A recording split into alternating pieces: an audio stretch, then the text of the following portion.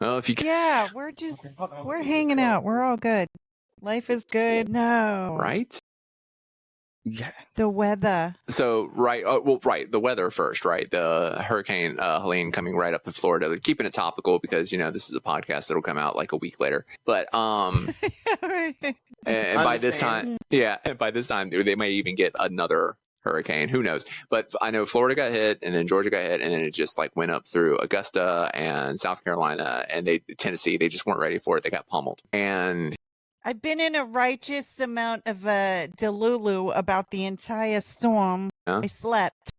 Yeah, I slept right through it on mine too. Like Conyers didn't really get hit all that bad. You see, what was happening is that the powers that be decided that Conyers wasn't going to get hit by a hurricane. We were going to get hit by an exploded chemical factory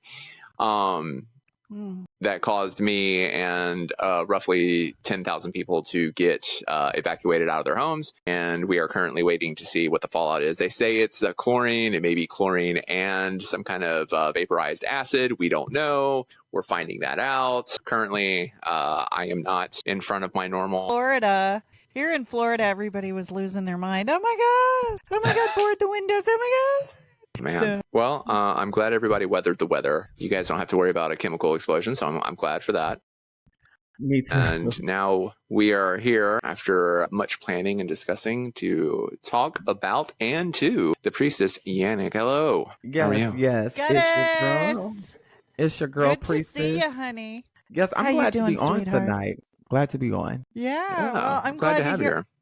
I want to start with Please. the church story. Oh, okay. So That was the very first video I saw, and they were giving you a whole lot of drama. Let's start with that. okay. So this is like 2021 going into 2022. Been transitioning for about 7 years at this point. Well in my transition, and finally set the stage work to have my surgeries done, and had transitioned socially in the church that I was attending at the time. And I talk about this on the podcast, Conversations with the Priestess, Diary of a Church Girl. We were going steady. Afterwards, brought a big proclamation of support, which turned out to be a show for the Facebook Live and the YouTube Live crowd. So everything was going good until there was a situation with let me start with the bishop. So during this time of me transitioning socially, that one particular bishop and I had a certain type of relationship, had a little salacious entanglement, which really he was using his influence of power. And I wasn't the only person that he was dealing with at that time. So, and it's wild because it's like something out of the TV show Greenleaf or Dynasty, something like that. Oh, yeah, for sure. And I can't think of the other one on HBO, but it was like I ran into one of his other pieces while we in church, and they're looking me up and down. I'm like, honey, I'm not even worried about you. Like, you need to talk to him. I don't know why you're looking at me. But then I already knew the game that players play. So that situation happened with him where there was a phone call that took place outing me as trans to the archbishop of the organization. And in that, it was exposed that, by me, of course, that we had this relationship. And then on top of that, after this, there was another bishop that ranked a little bit higher. If you're in the Pentecostal church, you'll have what we call our district bishop, regional bishop. Then you'll have your state bishop, however they do it. It depends on the Reformation. But then you have your archbishop, which is the head honcho of a whole organization, which is basically like just churches that are in the same club together, basically. So this was the head bishop of the pastor that brought the other bishop in. He was like They all wanted you? Well, come to find out, they're birds of a feather that flock together. They're all scammers and con artists and people looking for validation. And the similarities between all three of these, they are very abusive, but they all acted like the one bishop that was supposed to be the one to help us through all the fallout of this, which he ended up taking advantage of me as well in the vulnerable place that I was in. Because in the time of all of this, I became homeless and was homeless up until like the end of 2022 going into 2023. So at this point I had left the church completely, finally left religion. But in April of 2022, after I've settled into transitional housing, my former pastor, who knew all of this, he asked for my resignation papers from the church.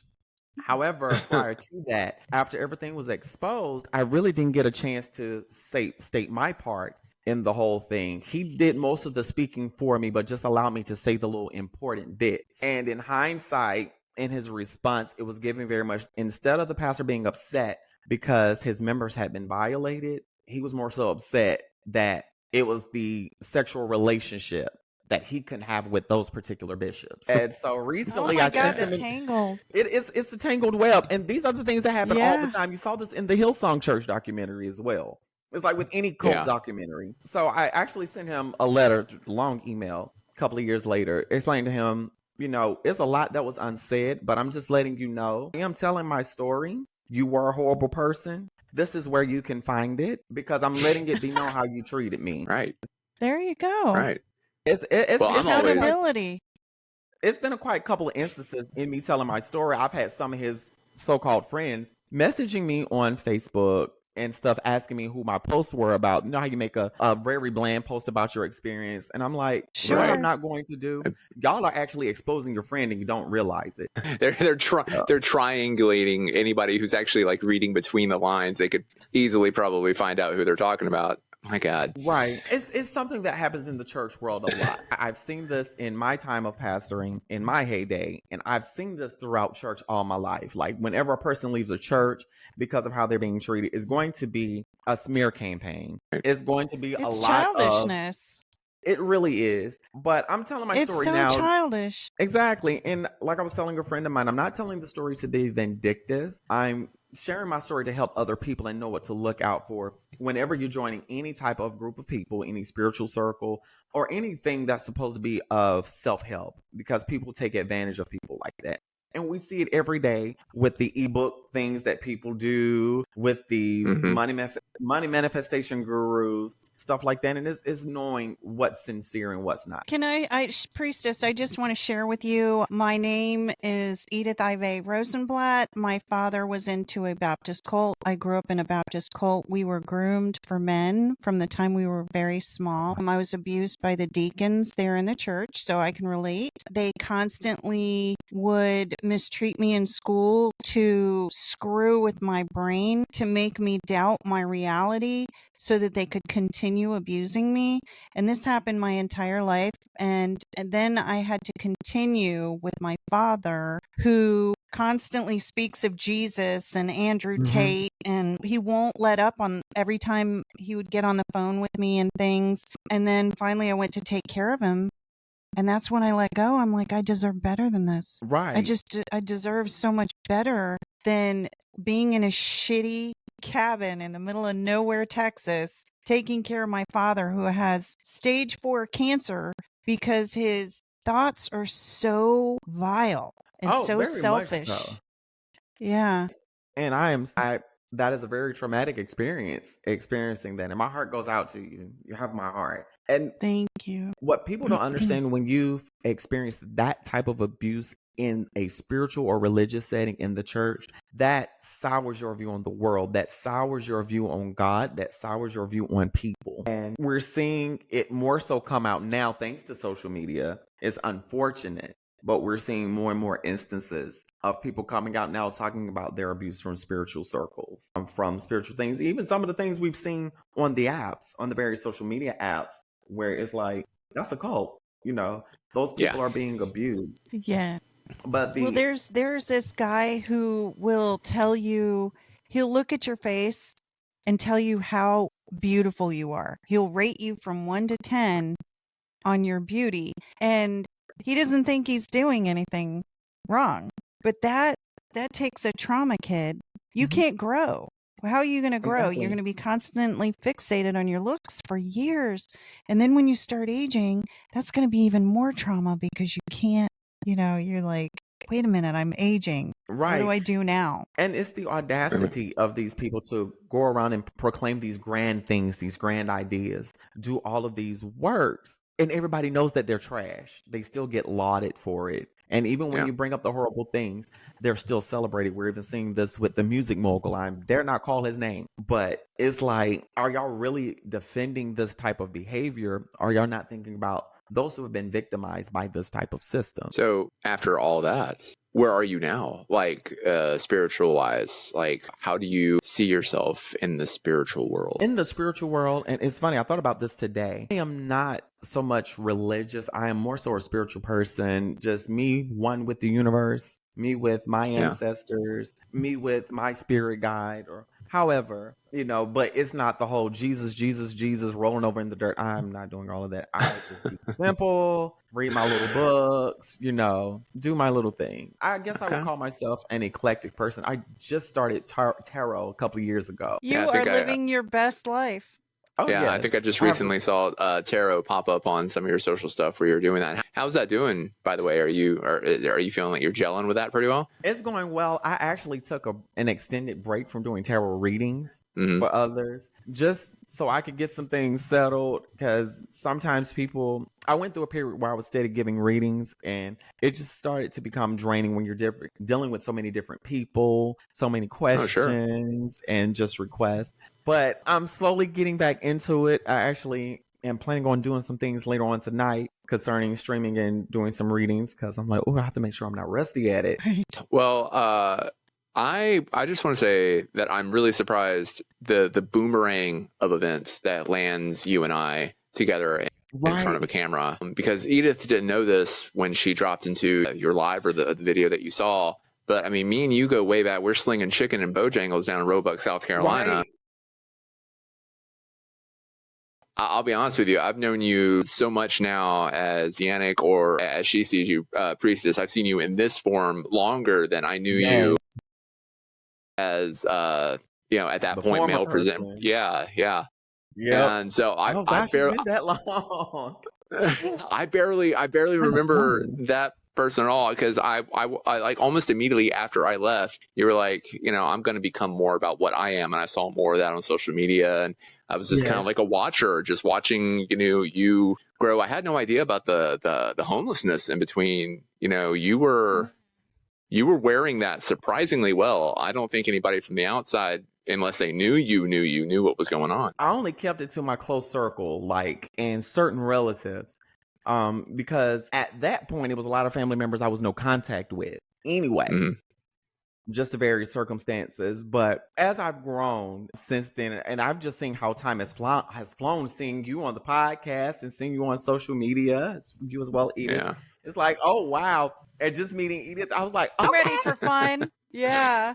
I was like, okay. Don't you find, Priestess, that now that you're in your exact avatar self, your design, that's what I'm trying to get out of my mouth. Your body is of your design. It's not someone else's interpretation. You're not doing it to appeal to someone else. You're doing it to appeal to yourself, to live your fine life, the divine life, the one that you're supposed to live, the one without fear, the one with love, the one that it's a flow state and everything comes to you. Do you believe that? Do you believe that? First off, before you answer that, I just want to say, Edith, I love it when you get this passionate about seeing people's like growth and the way that they're shining and the glow that you point out. I love watching you get that passionate. That's great. Anyway, thank you. Go ahead, Priestess. Go. Well, for me, one thing I learned that this body is mine. And that's why I was so gung-ho and adamant about my transition. But also within the transition, it's sort of a reclaiming my body from others and from society as well. So I'm trotting the path that I want and just going along what life has to offer, but I'm making my own ways and making my own paths as well. So it's not only with the body, but it's also the spirit as well. The spirit, the whole entire being. It's all of your design. Yes. And it's all of the design. Yeah. So y'all keep talking. I'll be right back. For everyone that has their own design, is how you make it. You are the designer, the designee. How are you going to dress this up and how are you going to present it? What are you going to articulate with this design? Like, what is the message you want to send to everyone? I want to send one of love and positivity. So, and I believe you're doing that. I mean, I definitely went in your social media and I checked out your videos and see you're in Washington, right? Yes. Washington State or Washington, D.C.? in the district. In In Washington, DC. D.C.? I'm sorry, so I used to call Okay, it the yeah. district. So for our listeners, would you just let them know, is there a political unrest in your city? It feels like it. In some of your videos, I see people like just walking up to you randomly, creating resistance and things. So that's What been would you say mostly about that? religious propaganda when I've been out and about. We haven't had any unrest yet. I don't think we had unrest since like that one day in January a few years ago. January 6th. Yes.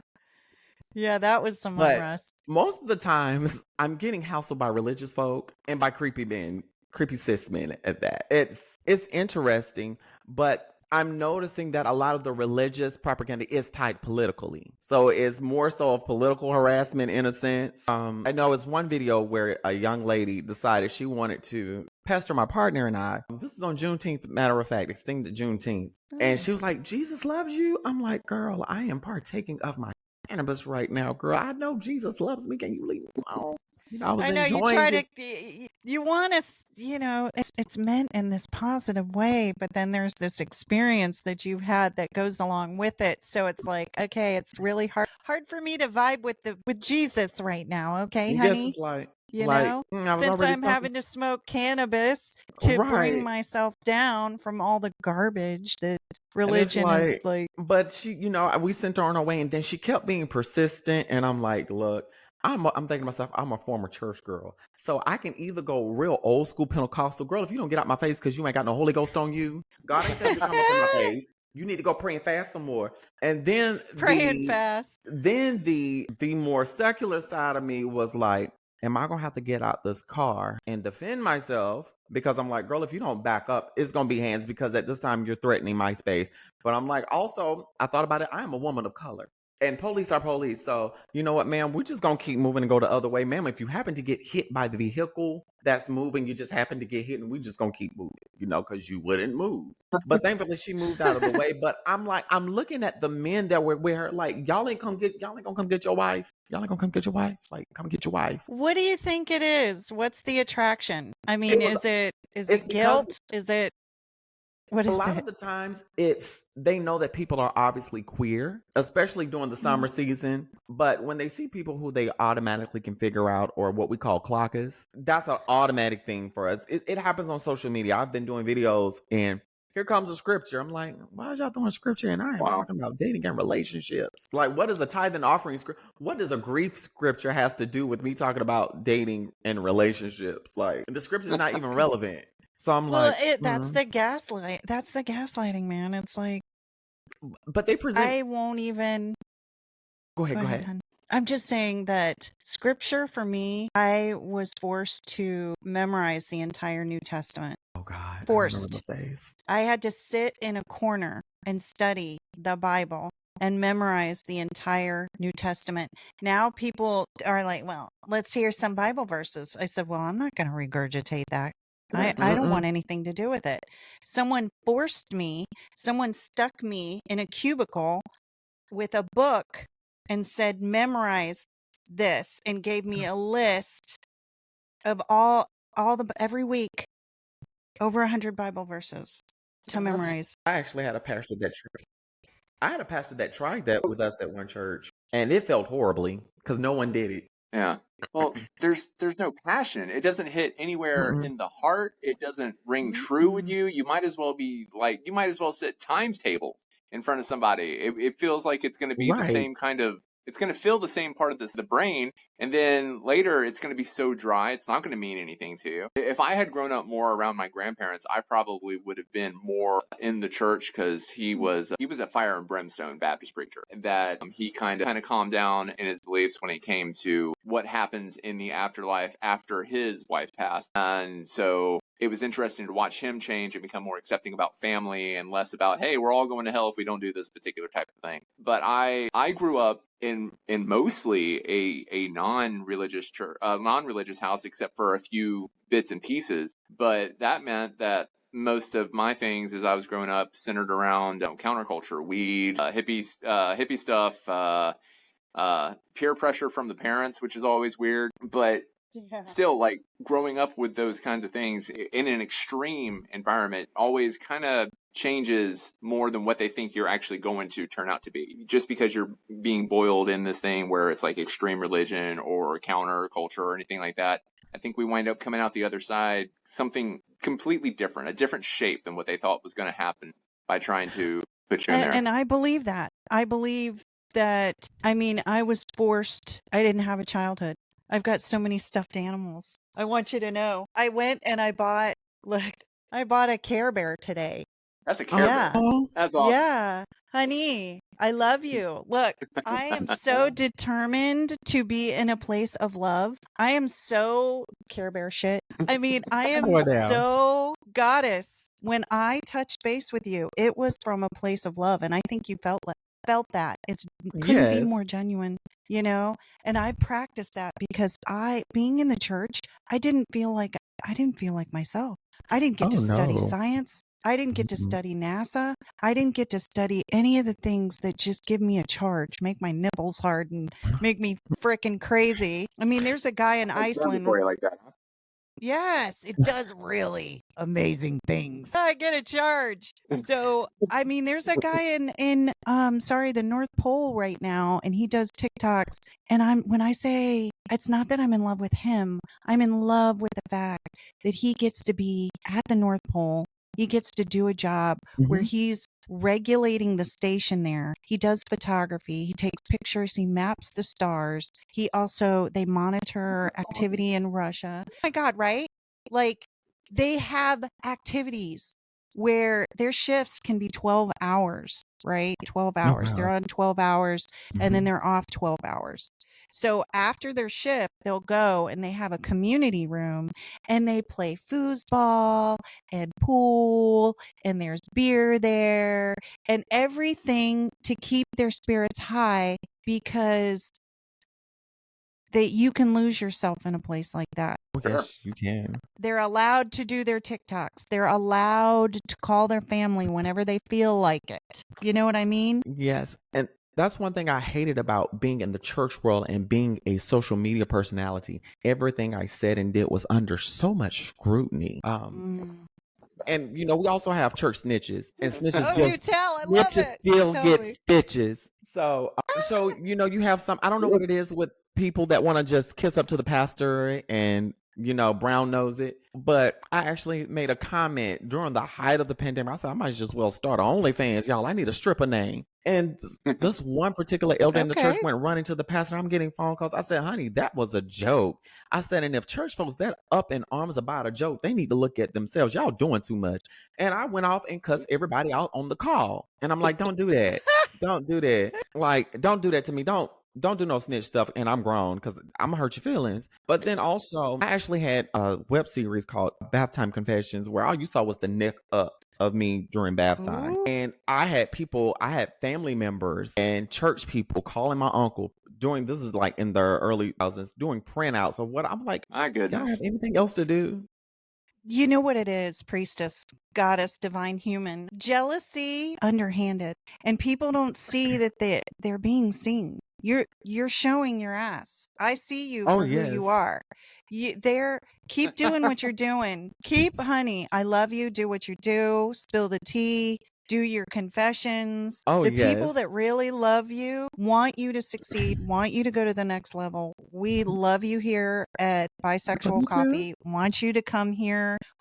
We would love for you to do your bath time confessions, but keep the plug away from the. Yes, we should. All of us be in the tub. Right. So for me, the plug away from the water. So for me, it's like part of my bonus content that I do where I talk about different subjects. A lot of times I'll post the audio on the main stage, but the video, as I do with a lot of the Priestess After Dark talks, are behind a paywall because I'm talking about graphic stuff, you know. And so I actually have a couple of episodes I have to work on, you know, after my little break for the week. But it's like, it's fun. But Bad Time Confessions is just those times when I don't really feel like setting up. I can just put my little mic, put the camera right there. Boom, that's my naturist content or whatever content I have to do for that week. I love it. There's something to be said for simple content that actually comes from a place within instead of you trying to be performative.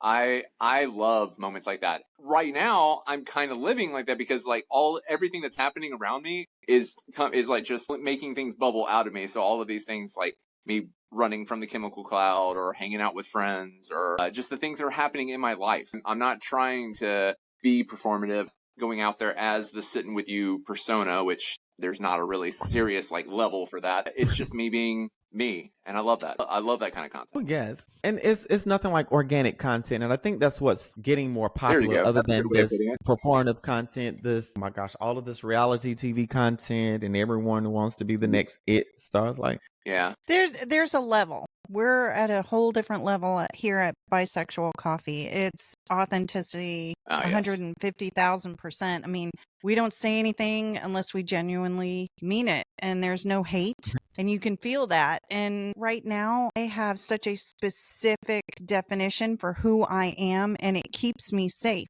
because this is who I've bought to be. I am a pansexual individual. That means that I get a charge from everyone I meet. You're safe with somebody who's bisexual and pansexual because I believe bordering probably on pan as I get older. The more I just realize that I appreciate humans for who they are. He But right now, Right. the label is bi. I bought everything bi-colored for Pride. I might as well stick with that for a while. Right. I love it.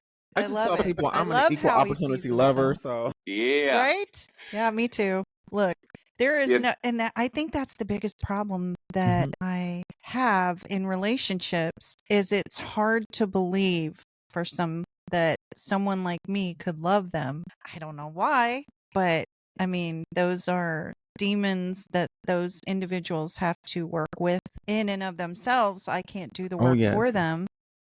Yeah, so I don't care. I'm like basically single. I mean, I have people that I love, but they're still working themselves out about me. I'm like a chameleon to them, I guess. But I'm not a chameleon. I just transition into what I want from moment to moment. I mean, good to be true to yourself about that. Some people shape themselves because they have a fear of not fitting in. I think you shape yourself because you like the joy of fitting in. It's not that you are worried you're going to miss out. You just want to share. You want to love. That's right. I want to experience everybody. Yes. Now, I want to say that as much as all of these episodes that we've had so far have been like, positivity, we're all here for each other. We have to get a villain eventually, and we're working on that. We have a You villain. have to have a villain. Priestess. We have a villain. But can I tell Priestess? Talk to him yet. No. Can I tell Priestess? Go ahead. She might have a good time with him. I don't know. His name is Marcus Allen. He is a known misogynist. Okay. He practices misogyny. He dates Filipino women. Oh, girl, I want you to. And he's ready. And he's our villain. But he's a big love muffin. I want you to know right now. He will appeal to you and you will probably love him. And that's okay. And that is okay. But he's ready to have, he wants to be ribbed. He wants to, I don't think he wants to be torn into. I have to type into another line of work that I do. Okay. Yeah. I'm for me, I haven't done a whole lot of like conflict on screen, but I feel like I have the capacity for it. The more that I've done therapy and it come to peace with who I am, what I believe, and can actually say it without going, I guess, and all this. I feel firm in my convictions. When this guy shows up, I already have like 3 or 4 pages of just content that we can go off of. It doesn't even have to do all of it. And I'll be honest with you, if it goes off well, if we all look him up, it's really easy to find. But if we have good enough time where we all go into this realizing that we're not walking away all like understanding and on the same page, but we're here for the conversation, I would love to have him on with you. I think that would be amazing. Actually. He's ready. Okay. Yeah, he's ready. Okay. I mean, he's a friend, so I'm not going to say a whole lot. There's not a whole lot I can say. I have compassion for the dude because I understand that Filipino women, the mothers especially, they breed their babies for white men, honey. They just have babies. We're just going to bag us a millionaire.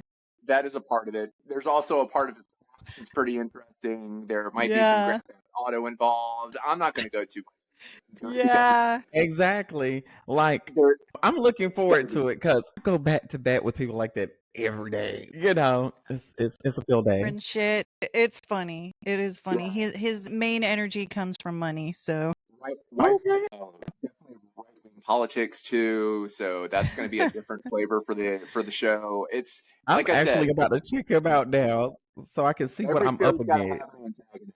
And I'm hoping he's going to be one for a little bit. He doesn't have to be the full Marcus time. Allen.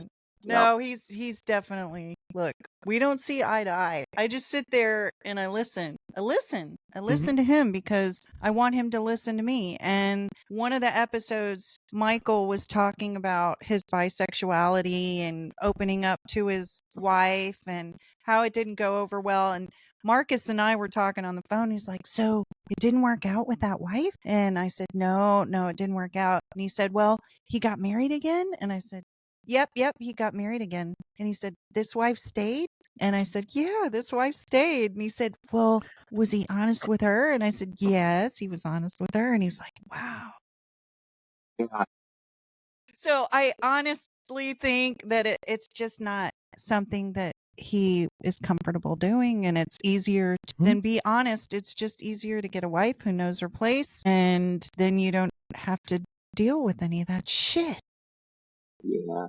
He's got some And you're views. right. Man. He's got some views that I want to tap into and really just ask him some good, solid questions. As I hope that he will Okay. return the favor since he's so confused about a bisexual man that married a woman. Right, like how is that confusing? Like No, it's bisexual with neat. like It's neat to watch him go through the process. Like The ask guy's questions. growing. Or at least maybe he's Yeah. trying to. I don't know if That's- it's actually. we shall see. I Well- shall gauge him. I'm gonna try not to embarrass him too bad, or humiliate him too No, bad. the fact that he's coming on a bisexual podcast. Look, he came on Naked Onion, and that's an all women's podcast. And let me tell you, Patriarchy podcast, and Right? he definitely is part of that. So that's great. Oh look, yes, this we is gonna be got interesting. right. So is there a specific line of questions we'll be asking? Yeah, anything that you're curious about. Go ahead, Michael. Sorry. Yeah, so Oh, okay. I what I did is I went to his Facebook page and I looked at like his last 2 videos, and then he reposts a lot of stuff because he has some stories that he's very, very passionate about that he wants other people to know, mostly about his near successes and fails that they keep repeating. So you have to kind of get past those, get to his videos about advice to women. That'll give you enough to get your own questions in. Like I said, I got 4 pages just after researching them. The one that's my favorite is, look, and I live by this, okay? Being a gay person. The Mhm. cool thing about, I think, him is the fact that he doesn't give a shit if I'm queer or not. He doesn't care. It's not like And he see? loses sleep over it.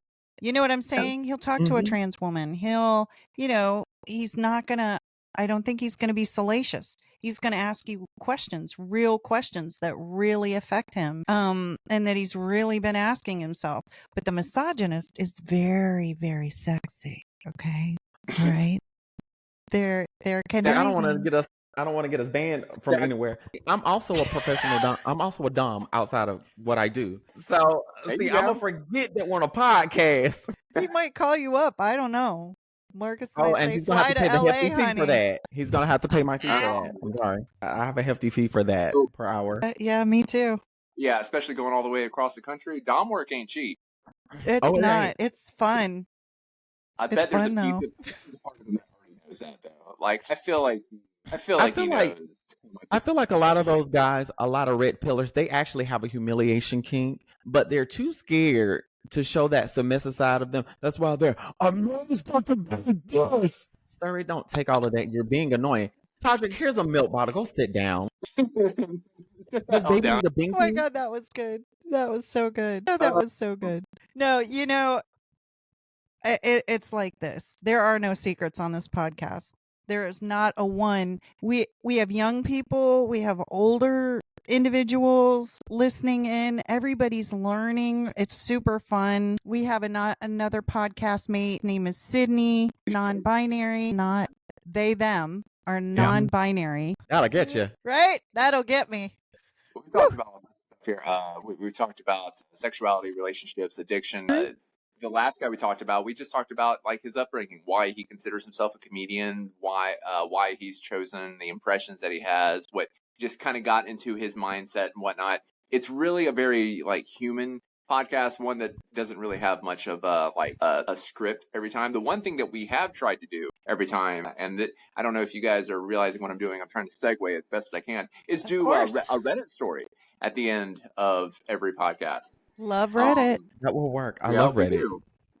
And Reddit's having a heyday right now. A lot of people are reading Am I the Asshole Online? Am I Overreacting? Relationship advice. One of my favorite podcasts is Smosh Reads Reddit, and it's great. You know, it's just... I love Smosh. Oh, I love them. Smosh games. I love them. Yeah, it's great. It's a channel that's growing with us, and I love it. I love it to death. So what I did today is I got myself a podcast. Not a podcast. I got a podcast, guys. Congratulations to me. I pulled up a Reddit, and this one is from Am I the Asshole? But it was the name of it that caught my eye, because I think I've heard a story like this, but this one it's got like 5 different updates to it. So this one is a gift that keeps on giving. So you guys mind if I get into that right quick? No, absolutely. Let me make sure I have my headphones plugged in so I won't be. So this one is called Am I the Asshole for Defending My Daughter's Name Changes?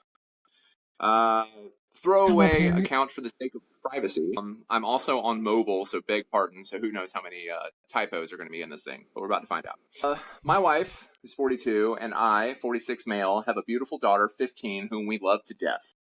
Because it's relevant, I'll mention up until 2 years ago, she was our son.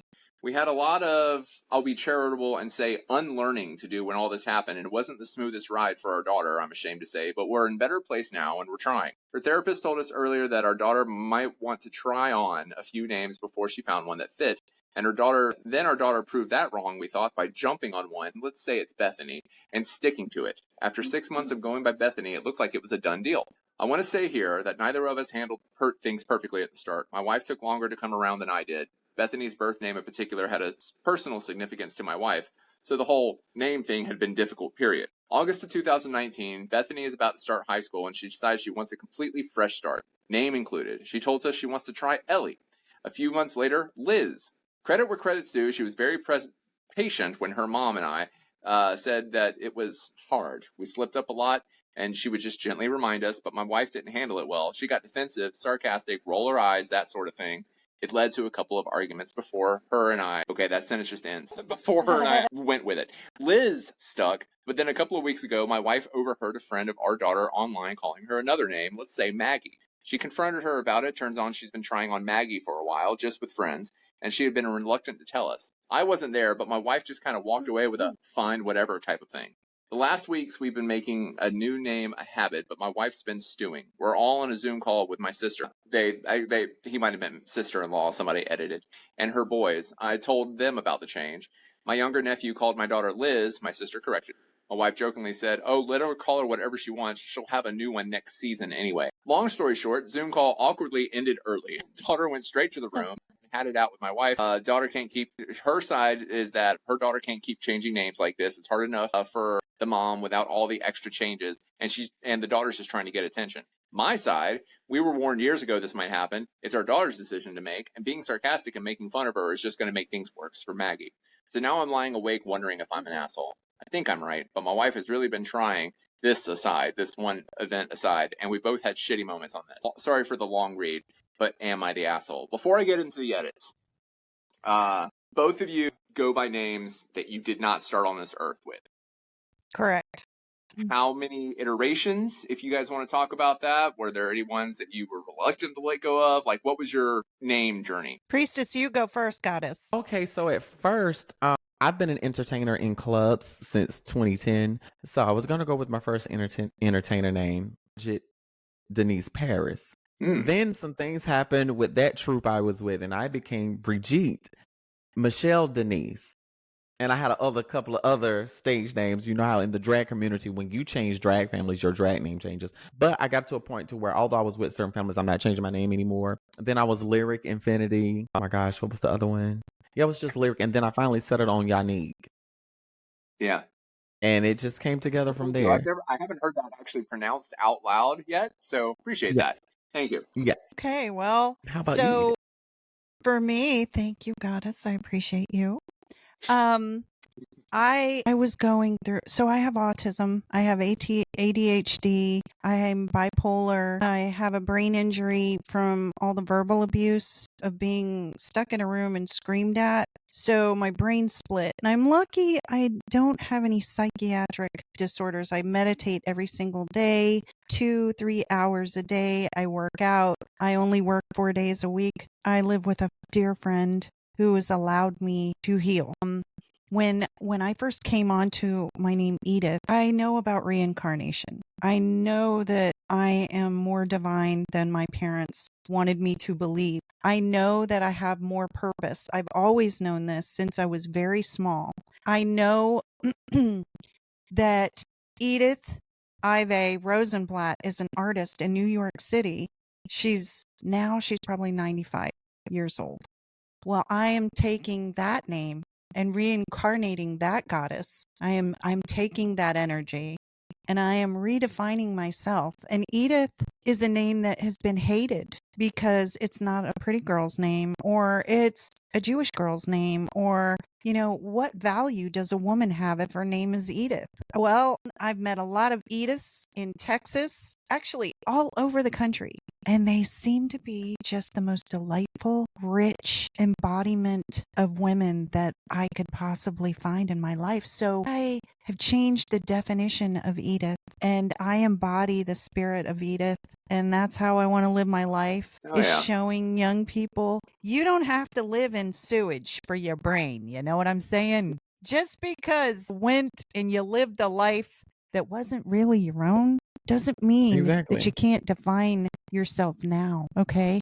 Priestess, I see that in you. When I watch your content, I am tickled. I laugh to myself, and I just had to meet you, and I want to grow with you. So that's Edith right there. That's great. I love that. So have either one of you, like when you did change your name, like we have Yannick, we have Edith, those are the names that you have decided to hold on to for now. Have you got any flashback by the people that you know, like they just refuse to call you by the name that you've chosen? Or I actually had a couple of family members that after I've been going by Yannick since 2015, of course. And family members know this, and I have some that I was like, oh, you can go. I would prefer, I didn't even prefer, please call me Yannick. If you can't pronounce Yannick, I'll help you pronounce it, or you can call me Yannick or Miss Foster, for that matter. If you don't want to say my first name, you'll call me Miss Foster. Oh, I love that. You go. So, and I have to do that with family, but unfortunately, fortunately, I should say, I'm no contact with the problematic one, so I don't have to deal with that. Now, with my pops, which is my uncle that raised me, that is my father, it was a little bit of a challenge, but he corrects himself immediately, even with the pronouns. He was like, Yannick, but only he and a couple of other people can call me a certain iteration of my name. I'm not going to repeat it, but only certain people can call me that particular iteration of the name, because that's sometimes how my former bosses would pronounce it when we first met. And I'm like, every time y'all say that, it reminds me of I'm at work. I love that. That's perfect. Right. So with this story right here, this guy writes the story and goes, he didn't realize the flashback, the splashback that I was going to get. It was mostly positive. People were saying, hey, he was doing the right thing. And the edits are that this whole post, the way he's been reading it through this throwaway account, been very reassuring and eye-opening. I'll be talking to my wife tomorrow morning and see if if she and my daughter are okay with it. She's going to try to post an update to keep people in line. And then more people was like, yes, please post an update. We need to know how your family's doing. Yes, please. And then the post itself, relatively long. I'll try to go through it quickly here. My wife sat down this morning and told her that we were looking for insight, and offered to show the post, but she didn't feel like she needed to read it. Turns out she'd been thinking about it too. Surprise, surprise. It turns out that my hunch about the whole thing was kind of right. I didn't share this yesterday because I didn't want to go without my wife's permission, but the year that we had Maggie, my wife's father, we'll call him George, passed away.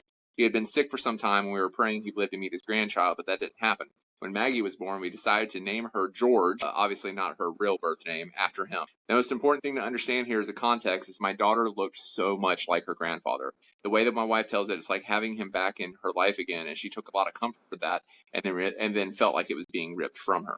So that answered a lot once she opened up. We talked for a while about it afterwards. We're nowhere near all the answers, but it looks like we're seeing our daughter transition. It brought a whole lot of grief to the surface that she had never dealt with.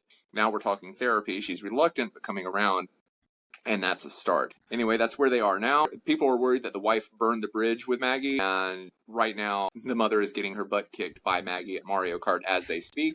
So I he love thinks there's it. hope. And we both know that we're not quite done adjusting to our daughter's new identity, but I wanted to assure everyone that the conversation isn't stopping here. We've had a good day. After a bad day, there will be more of them, I'm sure. Obviously, after that post, he was definitely voted not the asshole. Well, you know, we're all narcissistic. We're all empathic. We're all capable of just such emotion and such love. And love is going to vary according to trauma in each person. And our cast of people, we have been through so much. Yeah. We've been through so much. So we understand that people are going to have to get in their feelings. Okay. There are some that just don't want to. I don't want to feel. And that's what mom's doing. She's like, I don't want to process this shit. I didn't sign up for this. Exactly. Yeah. She's My also mom didn't projecting teach me. Right. She's go also ahead. projecting her trauma onto her child instead of dealing with that trauma herself. I understand that you lost your father. That is a traumatic loss. However, this is your child's life. So what you're doing, you're placing your child in this box as only you see them, as only you see her. And granted, this is a journey, but this is her journey. And I was wondering why in the beginning, why there was no family therapy session, especially for the mom, because it seems like she's the one having the hardest time with it. Right. And that was the thing. Like it was needed. It was definitely needed. Speaking of therapy, I want to toot my own horn here. Okay. I jokingly put this out there in my social medias. I don't really think this way, but I said that I won therapy in the respect that we got to the point were the reason that I went to therapy, which was handling grief, because I was just not handling the loss of my parents well. And also a few other behavioral things that I was concerned about, and we worked our way through that. But we finally had a conversation. We were only about 30 minutes into our hour-long conversation when she was like, what is the idea of closing out this version of therapy? How does that feel to you? And I'm like, to be honest with you, I've been thinking about that the last couple of times. I just really didn't know how to approach that. And so we had a good conversation. We had a little meditation moment at the end where I brought up my parents in a safe space in my brain. I dealt with the grief. It was actually a very sweet moment in my brain because she was suggesting questions that I would ask them, but the projections that I was making of my parents didn't answer the way that I thought that they would.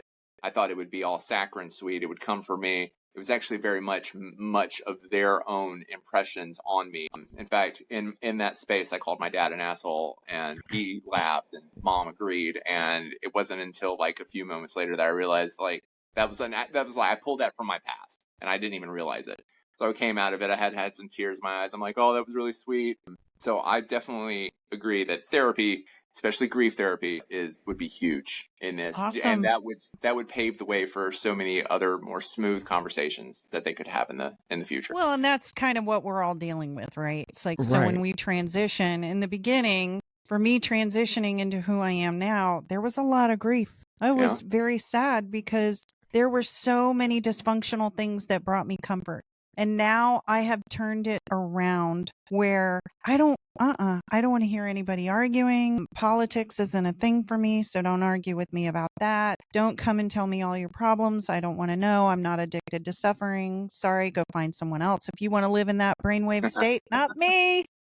Get somebody else to do it. I have lived. Exactly, baby. I have lived in the sewer of thoughts. I have lived in a place where, and we talked about this on the addiction episode, the last one. It was really good, Priestess. If you get a chance, listen to that. I will make sure to listen to that. I was eyeballing that episode too. Okay, good.